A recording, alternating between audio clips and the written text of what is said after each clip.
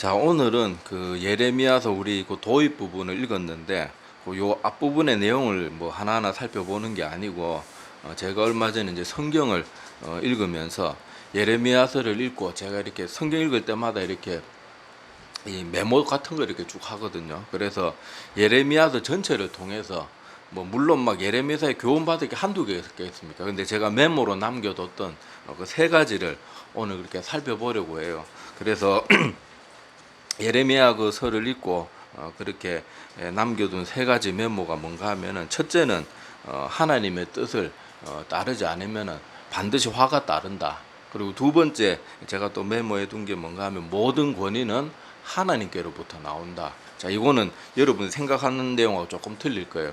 자, 그리고 세 번째는 때로는 가장 듣기 싫은 말이 우리를 살리는 말씀일 수 있다. 요거를 제가 성경 읽고 특히 예레미야서 부분들 읽고 제가 메모해 둔 건데, 제가 다시 말씀드리지만 예레미야서 전체 뭐 주제를 가지고 하는 게 아니고 제가 예레미야서를 쭉 읽고 이렇게 마음에 남았던 걸 혼자 이렇게 메모로 정리해 본 거예요. 그래서 저는 항상 성경을 아무리 바쁜 일이 있어도 성경을 항상 조금씩이라도, 아무리 바빠도 조금씩이라도 읽는데, 여러분들도 항상 성경 읽는 거를 자꾸 훈련을 해야 됩니다. 성경 읽는 거는요, 자기와의 싸움이에요. 사람들이 조그만 바쁜 일 생기면 아유 오늘 바빠서 못 읽겠다, 오늘 뭐 피곤해서 못 읽겠다, 뭐 이런저런 뭐 온갖 변명과 핑계를 대려면 끝도 없는데, 그걸 이기고 성경 매일 하나님 앞에 말씀 읽고 기도하고 이렇게 묵상하는 건요, 자기와의 싸움입니다. 그래서 요즘 시대에 뭐 여러분들 목사가 해주는 설교만 듣고 자기 믿음 지킬 수 있는 것처럼 절대 착각하지 말고, 하여튼 매일 하나님의 말씀을 자기에게 공급하는 노력을 게을리하지 말아야 돼요. 자, 먼저 예레미야서의 배경을 잠깐 설명을 드리자. 그러면은 오늘 우리 읽은 그 예레미야서 1장 부분에도 나오지만은, 여기 예레미야 선지자가 활동한 시대가 언제였는가 하면은 오늘 2절에 보면은 나오지만은요, 유다의 마지막 선한 왕이었던 왕이 누굽니까? 요시야 왕이잖아요. 그죠? 그 요시야 왕 시대에 하나님의 말씀이 예레미야에게 임했다. 자, 그렇게 나옵니다. 그래서 하나님께서 이미 므낫세가 하도 악한 짓을 많이 해가지고 남유다도, 북이스라엘도 우상숭배하다 망했지만은 남유다도 므낫세 때문에 하나님의 심판이 이미 확정돼 버렸어요. 확정돼 버렸어요. 이미 므낫세의 죄는 더 이상 내가 용서하지 않겠다. 확정됐는데 일어난 왕이 누구예요?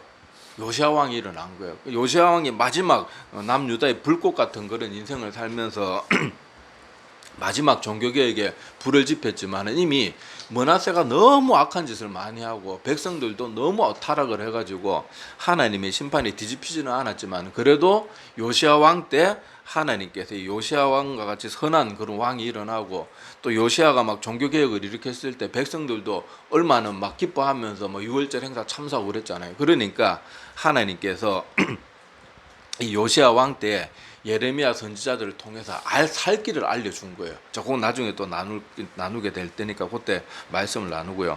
하여튼 이 요시야 시대에 이 예레미야가 그렇게 일어나서 하나님의 말씀을 전하기 시작했습니다. 이미 아까도 말씀드렸지만은 북이스라엘은 계속된 우상 숭배와 선지자들을 통해서 경고해도 그 경고를 듣지 않아서 결국 아수르 제국에 멸망을 하게 되죠. 북이스라엘이.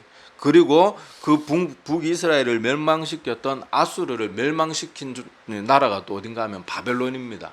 바벨론이 또 일어나서 그 강력했던 아수르는 우리 요나서에 나오는 니느웨로 표현되는, 그러니까 아수르라는 그 제국의 수도가 니느웨였어요. 그래서 성경에는 아수르라는 말도 나오고 니느웨도 나오는데, 아수르와 니느웨는 그냥 같은 그 아수르 종족을 말합니다. 그러니까 니느웨는 그 수도였는데 그냥 흔히 말할 때 그냥 뭐 아수르를 말할 때 니느웨라고 하기도 하고 그렇게 했는데, 하여튼 니느웨로 표현되는 그 아수르가 북이스라엘을 멸망시켰는데 그들도 바벨론에 의해서 멸망을 당해요.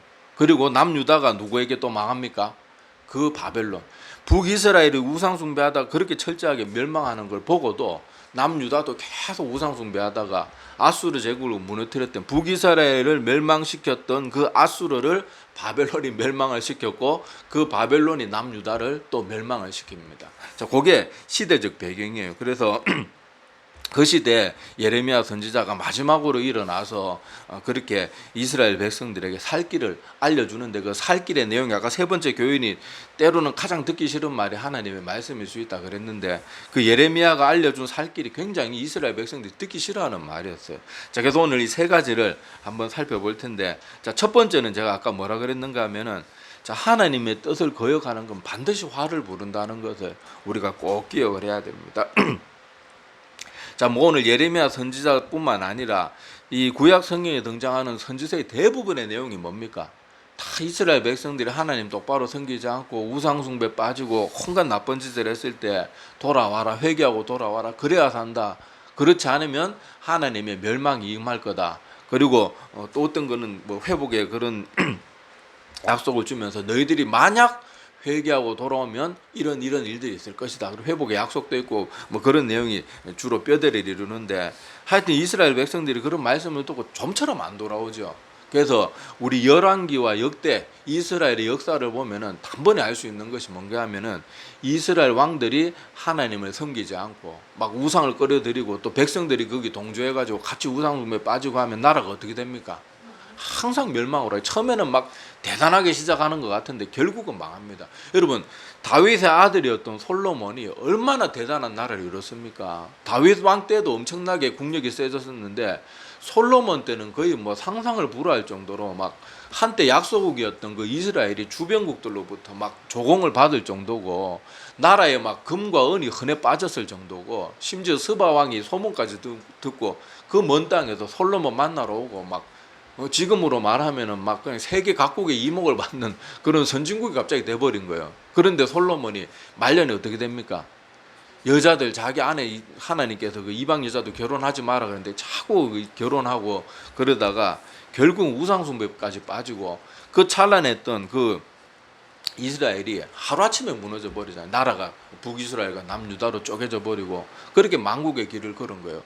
그 외에 일어났던 그 뒤에 수많은 왕들, 요시야 왕같이 뭐 히스기야 왕같이 종교개혁을 일으키고 훌륭한 왕들도 가끔 있었지만은 다 막 하나님 뭐 제대로 섬기지 않고 우상숭배할 때마다 이스라엘이 계속 잘 나가다가도 막 쇠락하는 거예요.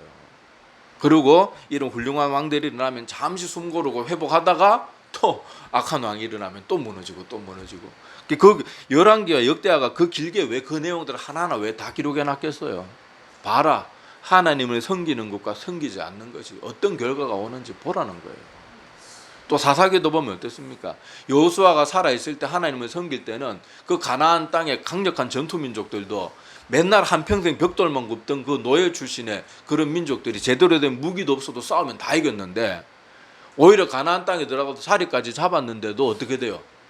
계속 우상숭배하고 하나님 똑바로 섬기지 않고, 여호수아 죽고 나니까 그 후손들이 하나님을 알지 못하였더라 그렇게 되어 있잖아요. 그러니까 맨날 침략당하고, 기드온 선지자 보세요. 막 맨날 뭐 다른 민족들한테 침략받아가지고 포도주 틀에서 타작을 하고 그러잖아요. 거기서 보면 알 수 있듯이 하나님을 거역하면 반드시 화가 따르는 것을 우리가 꼭 기억해야 됩니다. 이건 뭐 너무도 평소에도 많이 언급한 거니까 더 길게 언급하지는 않겠습니다. 그래서 항상 우리는 이 땅을 살아가는 동안 하나님 열심히 따르고 사는 것이 가장 지혜로운 거예요. 그리고 하나님 제대로 따르지 않다가 뭐 내가 뭐 이 땅을 사는 동안 크게 어려움 없었는데 뭐 하나님 믿어도 잘 나가는데, 그러다 죽어보세요. 얼마나 두려운 일이 벌어질 건지는 상상도 못합니다. 하나님을 따르지 않고 거역하는 것은요, 정말 돌이킬 수 없는 끔찍한 결과를 가져온다는 것을 꼭 기억해야 됩니다. 자, 두 번째 우리가 교훈받을 내용이 뭔가 하면은, 모든 권위는 하나님께로부터 온다. 뭐 예레미야서에 뭐 권위고 뭐 이거 언급할 게 뭐가 있나, 여러분 그렇게 생각할 수 있는데, 여기는 우리가 기억해야 될 내용이 뭔가 하면요, 여기 북이스라엘을 멸망시켰던 것은 아수르고 남유다를 멸망시킨 바벨론의 느부갓네살 왕이었잖아요. 자, 그런데 그 나라들조차도 누가 세웠습니까? 우리는 자꾸 착각을 하는데요, 지금 세상에 엉망인 지도자들 많잖아요. 특히 강대국들 지도자들이 완전 정신이 이상하잖아요, 전부 지금. 그런데 우리가 그 권위도 누구에게서부터 왔다는 걸 기억해야 됩니다. 하나님께로부터 왔다는 걸 기억해야 돼요. 여러분, 이 예레미야 선지자와 동시대 활동했는 선지자가 누가 있는가 하면 하박국 선지자가 있습니다. 하박국 선지자, 제가 하박국서도 한 번씩 이렇게 설교할 때 한 번씩 설명드렸잖아요. 그 하박국 선지자의 질문이 뭐였어요? 세 가지 질문을 던지는데 첫 번째 질문이 어떻게 저렇게 악한 바벨론이 저렇게 활개를 치고 주변 나라들이 힘들게 하고 특히 우리 이스라엘 민족을 이렇게 잔인하게 핍박하고, 제가 역사적으로 설명드렸죠. 바벨론이라는 나라가 다른 나라를 아예 막 전의를 상실하게 하기 위해서 막 얼마나 포로들을 잔인하고 그렇게 막 악하게 다뤘는지 몰라요. 그래서 막 당하는 민족 입장에서는 얼마나 그 바벨론을 향한 적개심이 들끓었겠어요. 근데 그런 나라가 자꾸 더 승승장구하니까 이 하박국 선지자 이해가 안 되는 거예요. 그래가지고 하나님 앞에 막 고뇌에 찬 질문을 던졌을 때 하나님이 뭐라고 대답합니까? 저 나라도 내가 이스라엘을 심판하기 위한 나의 막대기로 쓰는 나라지, 저들도 결국 자기들의 교만과 그 악행 때문에 결국 곧 멸망하게 될 거다. 이것을 지금 내가 말하는 것을 네가 다 기록으로 남겨가지고 말을 타고 달려가면서도 볼 수 있도록 그렇게 기록으로 남겨둬라. 뭐 그렇게 말씀하시는 장면이 하박국서에서 나오잖아요. 그래서 지금 이 시대에도 아까도 말씀드렸다시피 지금 힘 있는 나라의 지도자들을 보면은 제정신이 아니에요. 다 약간 미친 것 같아요. 미친 정도도 아니죠. 완전 정신이 나갔어요. 우리는 생각할 수 있어요. 하나님이 살아 계시는데 어떻게 저런 인간들이 강대국의 대통령이 되고 지도자가 되고, 뭐 보세요. 지금 뭐 미국, 중국 시진핑, 뭐 러시아 푸틴, 강대국들의 지도자들이 제정신인 인간이 하나도 없어요. 그 외에도 뭐 크고 작은 나라들 대통령들 보면요, 엉망이잖아요. 프랑스 마크롱 이런 대통령 보세요. 막 올림픽 할 때 그런 그 막 동성애 퍼포먼스 그런 거 허가 내고, 물론 뭐 직접적으로 허가 내지는 않았겠지만 나라 분위기가 그렇게 되는 걸 그렇게 해가는 것도 지도자 잘못이에요. 만약에 막 마크롱이나 뭐 지도 계층이 막 정말 독실한 크리스찬들은 그런 게 허가가 나겠습니까? 지금 유럽도 완전히 이상한 나라들이 돼버렸죠.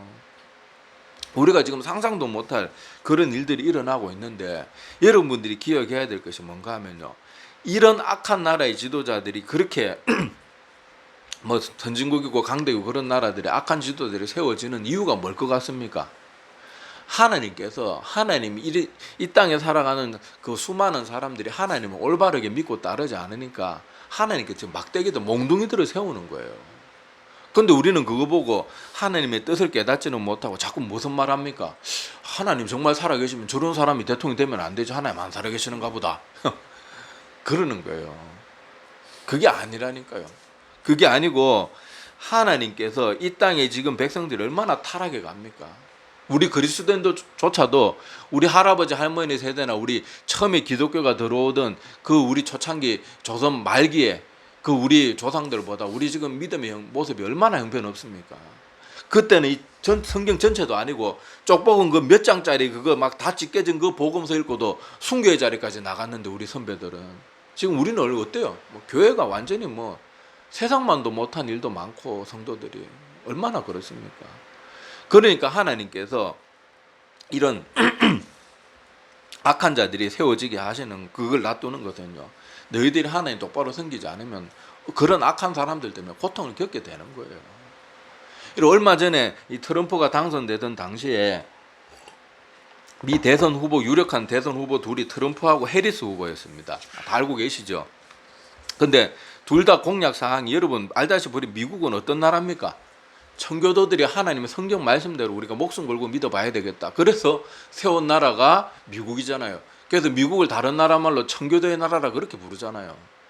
그런데 미 대선 후보 두 명이, 물론 뭐 여러분 그 그리스도인들 중에도 분별 없는 사람은 트럼프가 저기 뭐 그 홀리데이, 크리스마스로 홀리데이 했는 거를 뭐 크리스마스로 바꾸겠다, 기독교인들의 표를 얻기 위해서 한도마다 했는 거 가지고 막 트럼프가 뭐 이 시대 마지막 선지자들은 막 그렇게 속아 넘어가고 그러는 사람들이 있는데 트럼프의 공약에 내는 거 보면요, 뭐 기독교 뭐 그런 거 세우겠다, 뭐 링컨 대통령처럼 백악관을 기도실로 만들겠다, 이런 거 공약이 없어요. 다 뭐 돈 주머니 두둑하게 해주겠다, 잘 먹고 잘, 우리 미국이 전 세계에서 제일 위대한 나라가 그 다 교만한 말이거든요.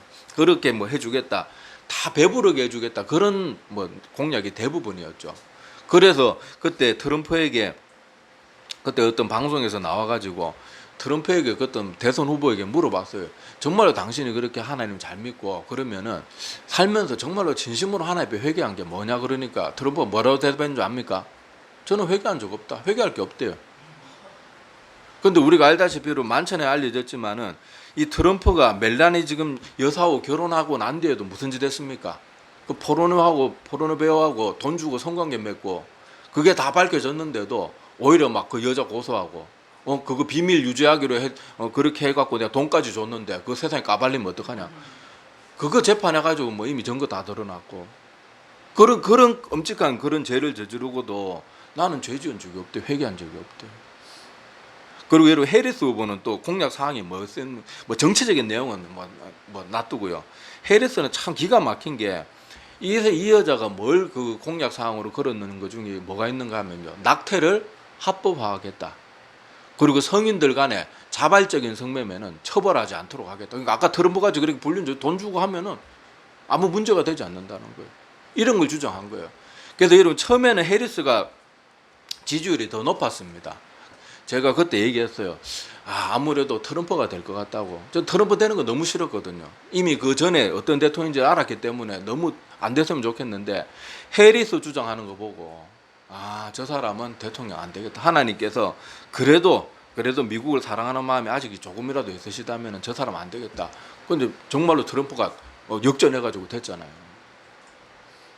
이렇게 보세요. 미 대선 후보들 자체가 후보 공약 사항이 다 사람들의 경제적인 그런 욕망을 자극하는 거하고 육체적인 쾌락을 마음껏 자유롭게 발산할 수 있도록 하는 그런 것들이 전부 미 청교도 국가의 미 대선 후보의 공약 사항들 중에 사람들을 사로잡은 뭐 정치 이 나라를 탄소 그런 거 공약한다고 사람들이 그 머리에 들어옵니까?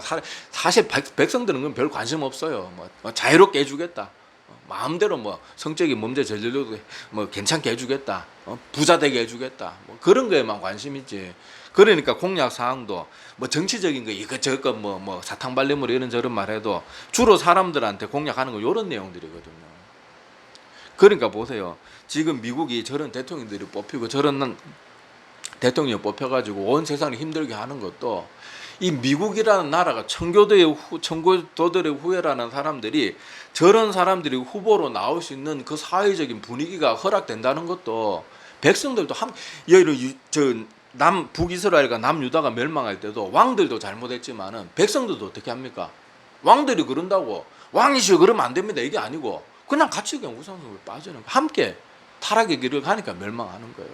지금 저렇게 악한 지도자들이 많이 세워지는 것들도요. 하나님께서 이 땅에 살아가는 많은 사람들이 영적인 일에는 관심이 없고 하나님 더 잘 믿는 일에는 관심이 없고 전부 잘 먹고 잘 살고 그냥 자기 육신의 쾌락 만족시키고 사람들의 관심이 그거밖에 없다니까요. 요새는 성도들이 모여서 기도 제목 나누고 은혜 나누고 그런 얘기 안 합니다. 물론 우리 맛있는 식당 있으면 서로 소개해주고 할 수 있어요. 그런데 대부분의 내용이 맨날 그 성도들이 모여가지고도요. 영적인 얘기가 없어요. 맨날 어디 놀러 갔는데 좋더라. 어느 식당 한데 맛있더라. 야 내가 오늘 무슨 좀 비싼 옷 사봤는데 확실히 틀리더라. 맨날 세상적인 얘기밖에 없고 성도들이 모여가지고 은혜 받은 이야기 성경 읽다가 이런 얘기 하면은 오히려 그런 거 말하는 게 왠지 부끄러운 그런 분위기가 되고 말았다니까요. 맞잖아요. 제가 지금 말 지어낸 거 아니잖아요. 여러분 지금 성도들 만나가지고 예배 끝나고 야 내가 성경 읽고 예레미야서 읽고 났는데 하나님께 이런 새로운 깨달음을 이런 말 하면은 여러분들 그 분위기 어떻게 됩니까? 괜히 분위기 이상해져요. 그리고 그 사람 말하는 사람 볼 때 아유 저거 또 잘난 척한다 이런 정말 그렇다니까요. 정말로 우리 그런 분위기가 됐어요. 옛날에는 교회마다 권사님들이 항상 밤이고 낮이고 기도하는 권사님들이 끊이질 않고 제가 처음에 사역하던 초창기만 해도 전도사 시절만 해도요. 교회 가면 항상 권사님들이 기도하는 권사님들이 있고 그분들은 항상 모여가지고 중간중간 기도하면서도 그런 얘기들 나누시고 이러는 걸 봤는데 언젠가부터 성도들이 모인 자리가 맨날 들리는 얘기가 남 험담하는 것도 많고 전부 그렇게 자꾸 바뀌고 있다. 그러니까 세상 분위기가 이러니까 이상한 지도자들이 세워지는 거예요. 윤석열 같이 정신 나간 사람들이 우리나라 대통령 세워지고 그러는 거예요. 그런 것을 보면서 우리가 기억해야 될 것은 뭐겠어요?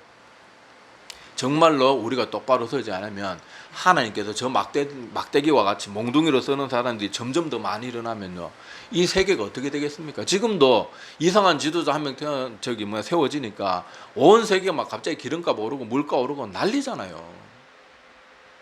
이것보다 더한 일들도 일어날 수 있다는 거예요. 저 푸틴 같은 사람 보세요. 지금 러우 전쟁으로 러시아 군사만 지금 사상자가 150만이 넘습니다. 우크라이나까지 합치면은 지금 뭐 정확한 통계는 알 수 없지만은 거의 200만이 훨씬 넘었어요. 사상자가. 그런데도 그때 이 푸틴이 그 시진핑 만나가지고 하는 날이 뭡니까? 앞으로 뭐 의학 기술 발달하고 뭐 장기들 계속 갈아 끼우고 이러면은 뭐 120살, 150살 그까지도 살 수 있다. 그런 얘기랑, 지 나라 백성 그 젊은이 20살밖에 안 된 그 젊은이들이 그렇게 죽어나가고 있는데 지는 그딴 소리 하고 있다니까요. 그런데 지금도 러시아의 푸틴 지지율이 엄청납니다. 막 7, 80% 돼요. 다들 정신 못 차리는 거예요. 러시아도 기독교 국가였잖아요. 그러면 저렇게 하면 안 되죠. 그러니까 우리가 세상에 악한 지도자들이 세워지는 걸 보고는 아이고 하나님이 살아계신데 뭐 하시냐 이렇게 하면 안 되고, 우리가 자꾸 타락하니까 저런 자들이 힘을 얻는구나. 정말 나라 분위기가요, 막 백성들이 정말 하나님 말하고 막 기도하는 분위기가 되면요, 감히 저런 후보나 저런 대통령 저런 사람들이 힘을 얻지 못합니다. 백성들이 안 밀어주는데 어떻게. 정말로 뭐 미국이라는 나라가 다시 청교도 국가처럼 깨어 있으면요, 링컨처럼 백악관에서 날마다 기도하고 모든 일을 결정할 때도 성경을 교과서 삼아서 그렇게 정책을 결정하던 그런 아브라함 링컨과 같은 그런 사람이 대통령이 되는 거예요. 분위기가 안 그러니까, 백성들 분위기가 그러지 않으니까 해리스 같은 사람이 나서 공약 사항이라고 그런 끔찍한 공약 사항을 걸고 트럼프 같은 사람들이 대통령이 되는 거예요. 우리는 그걸 보면서도 깨닫지 못하고 아이고 하나님 왜 저러시나. 그런데 모든 권위는, 심지어 악한 그런 나라와 대통령이나 지도자들의 권위도 하나님께로부터 나오는데, 하나님께서 그런 자들에게 그 권위와 힘을 허락하셨다는 것은 내가 너희들에게 지금 심판을 내리고 있다는 경고를 보여주시는 거예요. 그러니까 우리가 깨달아는 거예요. 그리고 마지막 세 번째 교훈은 뭔가 하면요, 때로는 가장 듣기 싫은 말씀이 나를 살리는 하나님의 말씀일 수 있다는 걸 기억해야 됩니다. 자, 예레미야 선지자가 이스라엘 백성들이 이미 남유다는 멸망되기로 이미 하나님께서 작정하셨고, 그럼에도 불구하고 요시아 왕 같이 훌륭한 왕이 세워져 가지고 하나님께서 예레미야 선지자를 보내셨고, 예레미야 선지자는 곧 멸망할 그 남유다를 향해서 살아남을 수 있는 길을 알려주셨어요. 그 길이 뭡니까? 바벨론에게 가서 항복해라. 그러면 살 수 있을 것이다. 근데 말 듣습니까? 시드기야는 말 안 듣다가 어떻게 됩니까? 자기 자식들 죽는 거 자기 두 눈으로 보고 마지막 본 장면이 그 장면이 눈이 뽑혀버리잖아요. 그리고 이스라엘 백성은 어떻게 돼요? 바벨론에서 철저하게 다 죽임을 당하고 겨우 살아남은 사람은 다 포로로 노예로 다 잡혀가고. 근데 하나님께서 그때 주신 말씀이, 바벨론 아까 제가 말씀드렸죠. 바벨론이라는 나라 굉장히 잔인하고 포악했어요. 그런데 하나님께서 알려주시는 방법이 뭐예요? 살 길은 너희가 가서 항복하면은 바벨론 사람들이 너희들은 더 이상 잔인하게 대하지 않고 너희들을 살게 해줄 거다. 분명히 하나님께서 알려주셨는데, 자, 이스라엘 백성들 입장에서 그게 얼마나 듣기 싫은 말이겠어요. 이게 잘 이해가 안 되면은, 내가 일제시대 때 그 일본 사람들 때문에 내 누나가 막 그 위안부로 끌려가고, 내 형은 저 막 그 노동자로 끌려가가지고 저 어디 막 알지도 못하는 그런 땅에 막 광부로 막 끌려가가지고 매몰돼서 죽고, 또 막 내 친구 아버지 어머니는 끌려가서 고문당해서 죽고 이러는데, 네가 살 길은 가서 일본에게 가서 부복하고 가서 넙죽절하고 항복해라. 그러면 그게 유일한 살 길이다. 그러면 그 말이 과연 듣기 좋겠냐고요. 하나님이 어떻게 저한테 그럴 수 있습니까? 다른 건 못하지, 그건 못하겠습니다. 막 안 그러겠냐고요. 그런데 하나님께서 너희가 지금 살 수 있는 유일한 방법은 바벨론에 가서 부복하고 항복하고 가서 살려달라 그러라. 그러면 그 잔혹하고 포악한 바벨론 민족이라도 더 이상 너희들 괴롭히지 않고 살려줄 거다. 참 기가 막힌 말이죠. 그런데 그 남유다 멸망하기 직전에 남유다 사람들이 살 수 있는 유일한 방법은 그 방법밖에 없었어요. 그런데도 예레미야 선지자가 이런 말을 했다고 그 잡혀갔을 때 예레미야 선지자는 어떻게 했습니까? 막 잘 대해주잖아요. 이런 내용들을 알고는. 그래 이스라엘 백성들이 하나님께서 마지막 살 길을 열어주셨는데 그 말이 너무도 듣기 싫고 순종하기 싫은 말이었어요. 그런데 그게 뭐였다고요? 유일하게 살 길이었어요. 때로는 우리가 하나님께서 우리에게 유일한 살 길을 우리에게 열어주실 수가 있는데 그것이 우리에게 다 듣기 좋은 말이 아닐 수 있습니다. 제가 뭐 입버릇처럼 맨날 말하지만 성경 매일 보세요. 힘들고 싫더라도 매일 봐야 됩니다. 아무리 바빠도 봐야 됩니다. 밥은 못 먹더라도 말씀은 보십시오. 이런 말 맨날 한다고 여러분들이 뭐 듣기 좋아합니까? 다 듣기 싫어하죠. 근데 그게 나를 살리는 말씀이에요. 우리가 하나님 말씀대로 신앙생활 제대로 안 하면 안 됩니다. 정말로 똑바로 해야 됩니다. 사람들이 듣기 좋은 말은 우리는 뭐 세례 정도만 받아도 다 구원 받습니다. 암만 죄죠. 꼭 구원파 같은 말 좋아하죠. 우리가 암만 엉망진창으로 살아도 우리가 정말로 신앙 고백하고 영적 기도했으면은 우리의 구원은 절대로 취소 안 되고 다 구원 받습니다. 그러면 듣기 좋아합니다.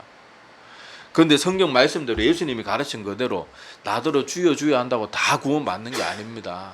정말로 철저하게 하나님의 뜻에 따라 순종하는 그런 진짜 믿음이 아니고 물론 믿음으로 구원 받아요. 우리 행위로 구원받는 거 아닙니다. 그런데 행함이 없는 믿음은 분명히 야고보 사도도 뭐라 그랬어요? 요한 사도도 뭐라 그랬어요? 행함이 없는 믿음은 가짜 믿음, 거짓 믿음. 그게 요한서에는 거짓이라 그랬고 야고보서는 행함이 없는 믿음은 죽은 믿음이라 그랬고. 그런데 이런 말들은 듣기 싫어하는 거예요. 맨날 와서 목사한테 질문하는 게 저 영적 기도 정말 간절하게 했거든요. 저 구원 받아주시, 구원 취소 안 되죠. 그 영적 기도가 정말로 진심 어린 기도였는지 아니면 그냥 단순히 그냥 그 영생 티켓 보장 받아놓고 자기 멋대로 살려고 했는 그 얄팍한 마음인지. 인간은 자기 스스로도 잘 속이거든요. 잘 속아 넘어가고. 어떻게 하냐고요? 어떻게 분별하냐고요? 인간 스스로. 자기 스스로도 속이는 인간이 지 뜻을 어떻게 분별하냐고요? 목사도 지 속을 모르는데 목사 그 사람의 영적 기도가 진짜인지 아닌지 어떻게 하냐고요? 그리고 목사가 그거 함부로 보증할 수 있냐고요? 아, 당신은 절대 구원 취소되지 않습니다. 목사는 그걸 함부로 하는 그거는 하나님께 달린 거지. 목사가 함부로 당신 구원은 취소 안 돼. 그런 말도 함부로 해서 안 돼요. 그 사람이 믿음이 진짜인지 아닌지 목사 지가 어떻게 합니까? 지가 무슨 하나님입니까? 여러분 때로는요. 보면은 성경의 모든 우리를 살리는 말씀이 사실 우리 인간적으로는 듣기 좋지 않아요. 다 힘들어요. 매일 성경 읽고 하나님 말씀대로 정말로 순종하면서 살아야 되고 곁눈질하지 말아야 되고 심지어 예수님 뭐라 그랬습니까? 너희 눈이 죄를 보면 눈 뽑아버려라. 팔다리가 너희 죄를 짓게 하거든. 팔다리 잘라버려라. 김유신처럼 뭐 말대가리 잘랐는데 뭐 김유신이 막 지가 잘못해가지고 말은 착하고만은 괜히 그러고 그게 위인인 거죠. 위인이야 바보 등신이고 착한 말을 왜 죽입니까? 지가 잘못해놓고. 나 그 얘기 듣고 김유신의 결단인데 나 어렸을 때 이해가 안 됐어요. 말은 너무 착해요. 너무 착해요. 주인이 졸고 있으니까 늘 가던 대로 인간들이 지가 잘못해놓고 맨날 엉뚱한 데다가 뭐. 여러분 기억하셔야 돼요. 사람들은 우리 하나님의 말씀을 따라서 사는 게 힘든 게 당연한 존재. 왜냐하면 우리가 본성이 뭐로 물든 존재입니까? 죄로 물든 존재예요. 그러니까 하나님의 뜻을 따르기 쉽겠어요. 육신의 정욕과 사단의 말대로 사는 게 쉽겠어요. 당연히 우리 육신이 원하는 대로 살고 내 편한 대로 사는 게 쉽지. 하나님 말씀은 다 내 자신을 제어해야 되고요. 막 극도로 힘을 쏟아가지고 나 자신을 막 컨트롤해야 되고요. 잠시만 방심하면 또 넘어지고요. 그러는 것이거든요. 그래서 우리가 기억해야 될 것은요. 우리를 살리는 진짜 말씀은 때로는 나에게 가장 듣기 싫은 말씀일 수 있고 또 대부분 그런 말씀이 많다는 것을 여러분 잊지 말아야 됩니다. 그래서 오늘 세 가지 교훈. 첫 번째는 뭐였습니까? 하나님의 뜻을 거역하는 것은 반드시 화를 부르고 더 나아가서 나중에 뭐 이 땅에서는 큰 어려움 없이 살더라도 지옥 심판에는 어마어마한 그런 끔찍한 결과가 있기 때문에 여러분 절대로 말씀 없이 함부로 그렇게 살아서는 안 되고 철저하게 하나님의 뜻을 따라서 살아야 합니다. 그리고 세상의 악한 권력자들이 저렇게 권력을 휘두르는 걸 보면서 하나님 뭐 하시나 그러면 안 되고 그들이 세워진 것조차도 누가 허락하신 거예요? 하나님 허락하시니까. 그리고 그런 자들이 왜 세워져요? 우리가 똑바로 안 사니까.